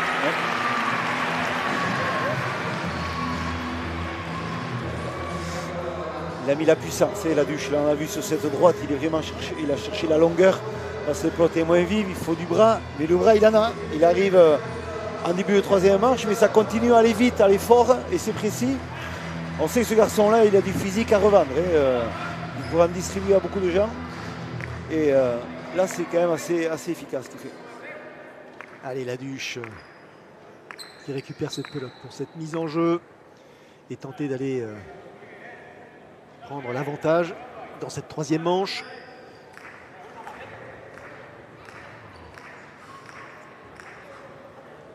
Et Tom Bouindegui qui bouge, qui essaie de perturber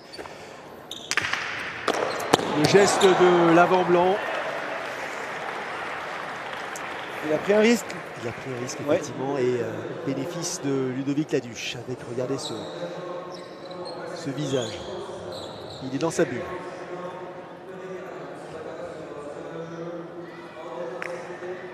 Et il prend son temps, Ludovic Laduche, avant de poursuivre.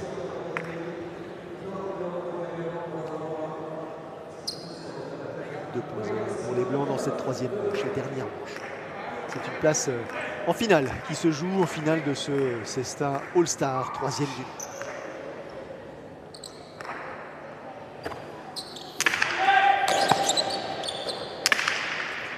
S'il n'a pas fauté. Elle est difficile à récupérer. Elle est fausse. Elle est à l'extérieur, elle est à l'extérieur. On n'a pas le temps de savourer presque le point inscrit quelques secondes auparavant. Ouais. Déjà cette pelote est récupérée par l'adversaire. Nouvelle égalité, 2 points partout. Et surtout rester dans la concentration, dans toujours l'idée de jeu qu'on veut mettre dans cette 3e manche. Et voilà, les rebotes, elle touche le mur de gauche, mur de frappe, et elle sort à l'extérieur sur le rouge. Et tout ce qui est rouge est faux.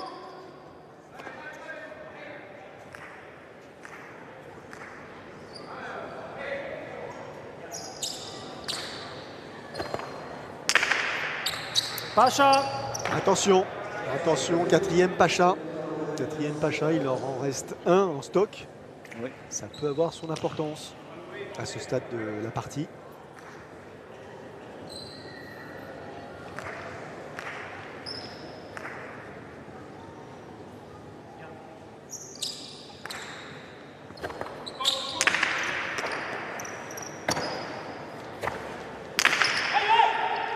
Ah là, il ne sera pas récupéré cette pelote. Il doit faire mal hein, avec, Ouais. avec la droite, hein, on le voit dessus. Il ne sera pas récupéré cette pelote, c'est bien joué. But court, attaque de suite de Unala Karika, de la droite un peu médio, c'est compliqué à rattraper. Voilà, on le voit, hein, la puissance qu'il met, l'efficacité, on le voit. Hein, c'est bien frappé sur le mur de gauche et on ne sait plus où aller. Et la pelote qui change à nouveau de main. Ce sont les Blancs désormais qui la possèdent. 3 points à 2 en faveur de Laduche Lekirika. Impeccable la mise en jeu.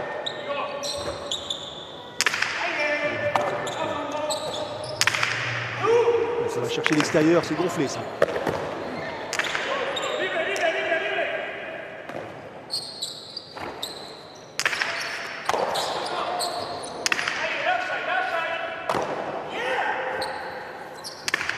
Il y a un peu de tension, hein. Il y a un peu de tension sur cette aire de jeu. Ouais. Et on le vérifie avec cette réception ratée par Tom Bouindegui, pourtant réussi ce geste des milliers de fois. Mais la pelote elle est neuve, donc elle est neuve, elle a tendance toujours un peu à voler un peu sur le jeu, donc c'est compliqué. c'est David qui doit être beaucoup plus présent peut-être sur cette fin de points là, à être plus exigeant, on le voit. Et c'est des pelotes, voilà, il sait plus.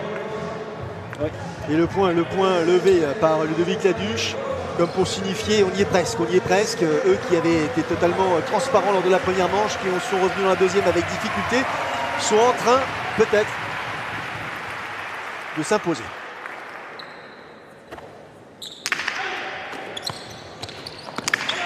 On a joué avec les limites là. On a joué avec les limites du côté de Yontomo Oenegui. Mais attention, 3-4. Et là, Lekirika attend le moment opportun. Il s'est dit, voilà, le but qui va arriver, il doit déjà se repréparer, se projeter sur ce point qui arrive, se faire mal sur la droite. On le voit là, intérieur. Cette pelote qui vient frapper, j'imagine, à quelques centimètres du ras de raie.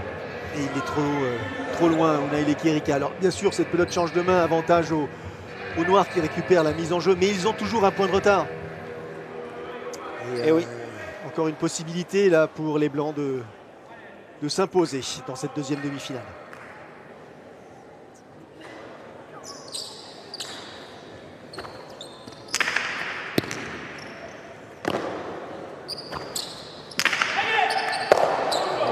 Réception là. Celle-là, elle est dure. Il faut serrer. Elle est difficile celle-là.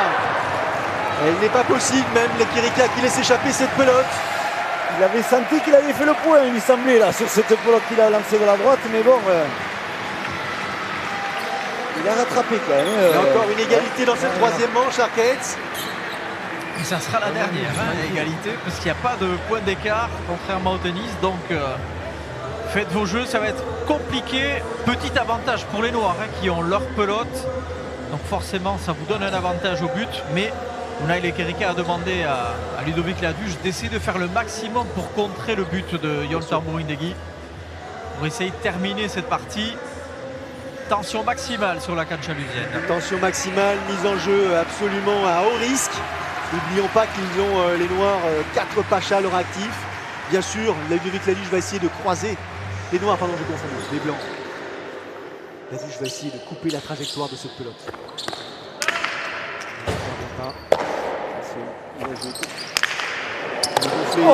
Ah, attention, il s'est fait mal. Et là, non, est-ce que le point est accordé? Est-ce qu'il donne le point? Et le point est accordé. Point spectaculaire pour conclure cette demi-finale. Il a osé Lekirika. Il a envoyé un coup de fusil pour conclure. Et il permet donc cette pelote aux Blancs de s'imposer sur le score de 9-15, 15-12, 5-4 dans cette troisième et dernière manche. Le scénario n'était pas écrit d'avance, mais belle performance réalisée par le duo Laduche-Lekirika.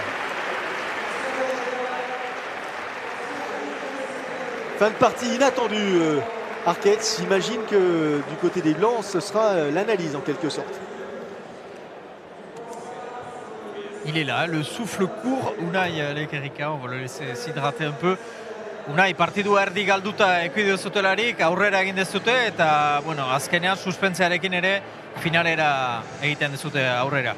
Vous avez presque la partie qui vous a échappé des mains. Quand tout semblait perdu, vous êtes revenu au plus haut niveau. Et finalement, même sur un coup du sort, vous l'emportez, vous vous qualifiez pour la finale. Bueno, galdute nik uste momentu bestu laukin, egize da txarta ziarela lehenengo setien, bentaje hartu dela, baina, bueno, ikuritze ligiako partidu bezelan jundi zen, beti txarta ziarela eta ero buelte emongula, gaur horren esperantzi ukigu, eta azkenien hirugarren setien gure aldera jauzia. Ouais, on n'a jamais lâché, on n'a jamais pensé qu'on pouvait perdre la partie totalement. On a essayé de se transcender, de l'emporter. Ce fut le même cas en poule. On réédite encore l'exploit, mais il va falloir faire autre chose en finale. Orain, Erkiaga eta Zabala aurka partido oso gogorra. Vous avez Erkiaga et Zabala, les tenants du titre. En finale, ça va être extrêmement compliqué aussi. Bai, hori nik uste dut txapelketako bikote gogor nabizela, baina, bueno, urko partiko gauzatzuk hobeten biguz, batez lehen esanten boduen hazikeri hobetu bigu. Eta gero ezin garen egin da partitik urten. Zer nik uste dut txapelketan zierre partitik abizela urtetan, eta gero partidu sartzen egin kontzentreta, hor ikusten da gorakadie, gorantzagoa zela, así que nik uste dut finalien lehenengo tantotik azkene arte, zentreta gonbi garela. Ouais, ça va être extrêmement compliqué parce que c'est le tenant du titre, c'est probablement la meilleure équipe du tournoi. En tout cas, nous de notre côté, il va falloir faire le maximum pour ne pas rééditer les débuts de partie qu'on fait actuellement. Il faut rester centré du premier jusqu'au dernier point. Et je pense que si on reste concentré sur notre jeu, on a peut-être une chance de l'emporter. Oscar Gascon, merci. Très précis sur son analyse, Unai Lekerika, il le sait, ils ont le potentiel, ils ont les qualités de jeu pour effectivement contrarier Erkiaga, Sabala, mais il faudra au moins être un cran au-dessus. Oui, exactement. On sait très bien que le maître à jouer, c'est Erkiaga en ce moment. On sait très bien que ces deux jeunes ont les moyens aussi de pouvoir amener un système de jeu différent qui peut bloquer Zabala sur l'arrière. Donc voilà, la finale vraiment à être vraiment de haut niveau et une super belle finale qui nous attend. Et la finale, bien sûr, elle promet. Les tenants du titre affronteront donc les vainqueurs de cette deuxième demi-finale, en l'occurrence Ludovic Laduche et Unai Lekerika. Vous serez fidèles au poste, nous aussi, c'est certain. Alors, à très vite. Au revoir.